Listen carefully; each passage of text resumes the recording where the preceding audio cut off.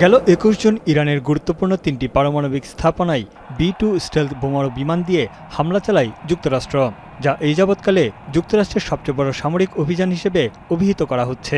৩০,০০০ pound ওজনের ১৪টি bunker buster বোমা ফেলা হয় স্থাপনাগুলোতে। এই অভিযানে অংশ নেয় ১২৫টিরও বেশি মার্কিন সামরিক বিমান। তবে এত ব্যয়বহুল ও বড় অভিযানের সফলতা নিয়ে উঠেছে নানা প্রশ্ন। খোদ ট্রাম্প প্রশাসনেই তা নিয়ে রীতিমতো বাকযুদ্ধ শুরু হয়েছে। মার্কিন হামলায় ইরানের পারমাণবিক স্থাপনা কী পরিমাণ ক্ষয়ক্ষতি হয়েছে তা এখনও স্পষ্ট নয়। এবার নিজেদের সঠিক প্রমাণ করতে বাংকার বাস্টার বোমার কার্যকারিতা নিয়ে একটি ভিডিও প্রকাশ করে মার্কিন প্রতিরক্ষা বিভাগ পেন্টাগন, যেখানে এই বোমার সক্ষমতা ও বাস্তব চিত্র তুলে ধরা হয়। মার্কিন প্রেসিডেন্ট ডোনাল্ড ট্রাম্প বেশ কয়েকবার জোর দিয়ে বলেছেন ইরানের পরমাণু স্থাপনা পুরোপুরি গুড়িয়ে দেওয়া হয়েছে। তবে মার্কিন গোয়েন্দা সংস্থার ফাঁস হওয়া তথ্য বলছে আদতে খুব একটা ক্ষতিগ্রস্ত হয়নি। এরপর থেকেই বিতর্ক যেন থামছেই না। এদিকে ট্রাম্পের বক্তব্যকে সঠিক প্রমাণ করতে উঠে পড়ে লেগেছে সিনেট সহ white house O Pentagon.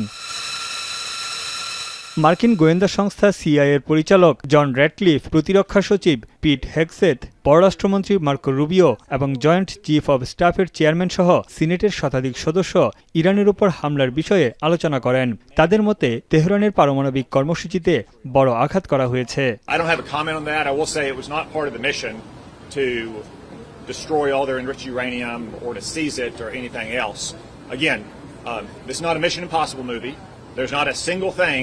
out there that can be done. Hire Google TV, endless color, smart living. White হাউসের মুখপাত্র ক্যারোলিন লিভিট জানান, যুক্তরাষ্ট্রের হামলার আগে পরমাণু স্থাপনাগুলো থেকে সমৃদ্ধ ইউরেনিয়াম অপসারণের কোনো ইঙ্গিত পাওয়া যায়নি। এদিকে পেন্টাগনের দাবি, ইরান তার সমৃদ্ধ ইউরেনিয়ামের কোনো অংশ সরিয়ে নেয়ার ব্যাপারে তাদের কাছে কোনো গোয়েন্দা তথ্য নেই। উভয়েরই দাবি, পারমাণবিক কর্মসূচিতে ব্যাপকভাবে পিছিয়ে গেছে Iran. that I've reviewed that says things were not where they were supposed to be, moved or otherwise. এদিকে নেটো সম্মেলনে গিয়ে মার্কিন প্রেসিডেন্ট বলেন, আগামী সপ্তাহেই পরমাণু ইস্যুতে ইরানের সঙ্গে আলোচনায় বসতে যাচ্ছে যুক্তরাষ্ট্র। ট্রাম্পের এমন বক্তব্যের পর ইরানের পররাষ্ট্রমন্ত্রী জানান, বৈঠকের বিষয়ে এখনও কোনো পরিকল্পনা নেই ইরানের। রাষ্ট্রীয় টেলিভিশনের এক সাক্ষাৎকারে আব্বাস আরাকচি জানান, আলোচনার আগে তেহরানের স্বার্থ সংশ্লিষ্ট বিষয়গুলো খতিয়ে দেখা হবে।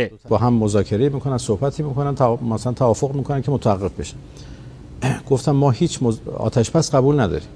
توقف عملیات قبول نداریم. এদিকে যুদ্ধবিরতি কার্যকরের পর স্বাভাবিক হতে শুরু করেছে ইরানের জনজীবন।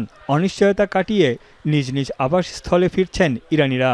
کاسبی که تعطیل کلا ما در مغازه بودیم وایسه ولی خب بچه‌هامون فرستادیم بیرون از تهران ولی خودمون اونجا سنگر رو حفظ کردیم. حس خیلی خوبی دارم. با قبلم زیاد فرق نمی‌کنه ولی حسم فعلا خوبه. میگم حداقل اوضاع ذره آرومه. تهران خارج شدم برای یه مدت کوتاه ولی خب نتونستم زیاد بمونم. دوباره برگشتم. منزل بودیم ولی خب بالاخره ترس، واهمه اینا همه بود.